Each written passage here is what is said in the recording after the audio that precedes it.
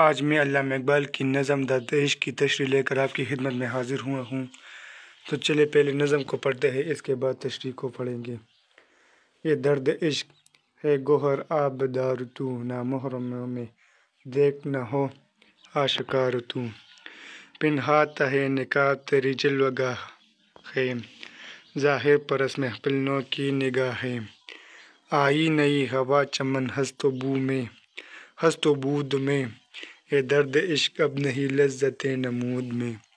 خواہ خود نمایوں کی تجھے جستجو نہ ہو، منت پذیر نالہ بلبل کا تو نہ ہو، خالی شراب عشق سے لالے کا جام ہو، پانی کی بوند گر یا شبنم کا نام ہو، پنہا درون سینہ کہیں راز ہو تیرا، اشک جگر گداز نغماز ہو تیرا،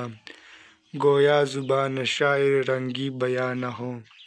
آواز نیم شکوہ پرکت نہا نہ ہو،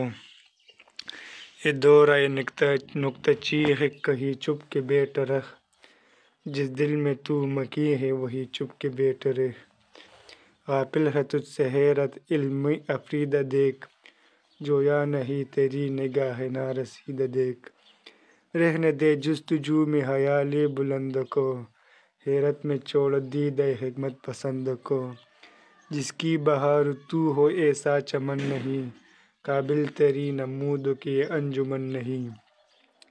یہ انجمن ہے کشتہ نظارہ مجاز، مقصد تیری نگاہ کا خلوت سرائے راز، ہر دل میں خیال کی مستی سے چور ہے، کچھ اور آج کل کے کلیموں کا طور ہے، کلیسوں کا طور ہے،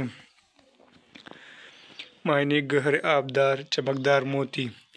ظاہر پرست چیزوں کے ظاہر پر مرنے والے، ہست و بود ہستی اور وجود نے بانسری نہیں یہ لے ہے بانسری اس کو کہتے ہیں۔ مطلب اس نظم میں اقبال عشق کے جذبے میں جو کسک ہوتی ہے اس سے مخاطب کرتے ہوئے فرماتے ہیں کہ تو ایک انتہائی چمکدار موتی کے مانند ہے، لہذا تجھ پر لازم ہے کہ جو اس جذبے سے آگاہی نہیں رکھتے ان کے روبرو اپنے وجود کو آشکار نہ کرے۔ تیری کیفیت تو اس حسین چہرے کی سی ہے جو نقاب میں چھپا ہونے کے باوجود بھی اپنی تابندگی مظہر ہوتا ہے۔ میں تجھے اس حقیقت سے پوری طرح آگاہ کرنا چاہتا ہوں کہ آج دنوں کے لوگ محض ظاہری چیزوں کو ہی اہمیت دیتے ہیں اور باطن تک ان کی نظر نہیں پہنچتی۔ بر نمبر 3-4 اے درد عشق، اس کائنات میں تو ایسی ہوا چل پڑی ہے کہ باشعور لوگ اپنے روبرو ظاہر اشیاء سے لطف نہیں اٹھا سکتے، چنانچہ تیرے لیے لازم ہے کہ اپنے وجود کو ظاہر کرنے کی جستجو نہ کرے اور خود کو اسی طرح ظاہر بی نگاہوں سے محفوظ رکھے۔ یوں بھی تیرے لیے کیا ضروری ہے کہ خود کو نالہ و بلبل کی احسان مندی قبول کرے کہ اس طرح تو تیری ہیبت ظاہر ہونے کا امکان ہے۔ اے درد عشق، موجودہ صورتحال میں تو ایسی کیفیت ہونی چاہیے لالے کے پھول کے حوالے سے بھی جذبہ محبت کے اظہار کا امکان نہ ہو، اور انسان پانی کی بوندوں کو بھی شبنم کے قطرے تصور کرے۔ تیرا راز بدستور سینے کے کسی گوشے میں پوشیدہ رہنا ضروری ہے، نہ ہی تجھ سے منسوب آہ بھی سنائی دے جو سننے والے کے جگر کو تڑپا کر اور گداز کر کے رکھ دیتی ہے، بالکل اسی طرح سے جیسے کہ شاعر رنگین نوا اپنے نغموں کا سلسلہ منقطع کر دیتا ہے یا کوئی بانسری بجانے والا اپنے سروں میں جدائی کی کیفیت کا اظہار کرنے سے گریز کرتا ہے۔ یہ درد عشق، تجھ پر بھی یہ لازم ہے کہ اس عہد نکتہ چیز سے خود کو کہیں روپوش کرے۔ خیر تیرے لیے مناسب یہی ہے کہ جو دل تیرے آماجگاہ ہے وہی مستقل طور پر اپنا مسکن بنا لے۔ مراد یہ ہے جذبہ عشق کی کسک اظہار کے ساتھ ہی اپنی اہمیت کھو بیٹھتی ہے، لہٰذا اس باطن تک ہی محدود کرنا لازم ہے۔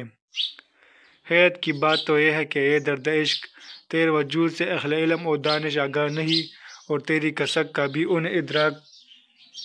نہیں، لیکن اس سے کیا فرق پڑتا ہے، تو ان اہل علم و دانش کو اس طرح سے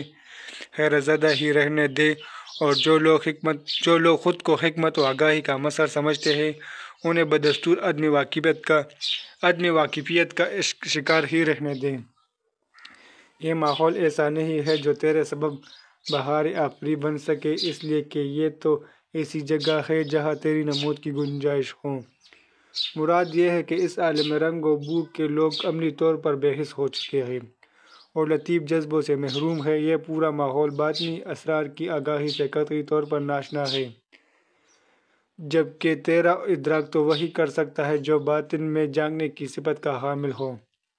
آج کل کے لوگوں کی کیفیت تو بس ایسی ہے کہ وہ اپنے خیالات میں گم رہنے والے ہیں۔ اس طرح عصر موجود کے باعثوں کے طور طریقے ہی ماضی کی نسبت بڑی حد تک تبدیل ہو کر رہ گئے ہیں۔ مراد یہ ہے کہ آج کا دور محض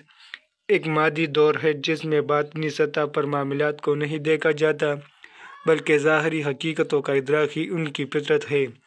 سوائے عشق کی کثرت تیری اہمیت اسی صورت میں برقرار رہ سکتی ہے کہ اپنے وجود کو ایسے لوگوں سے پوشیدہ رکھیں۔ اسی کے ساتھ یہ نظم ختم ہوتی ہے۔ اگلی نظم ہے گل پجمردہ۔ یہ نظم ہم اگلی ویڈیو میں پڑھیں گے انشاءاللہ۔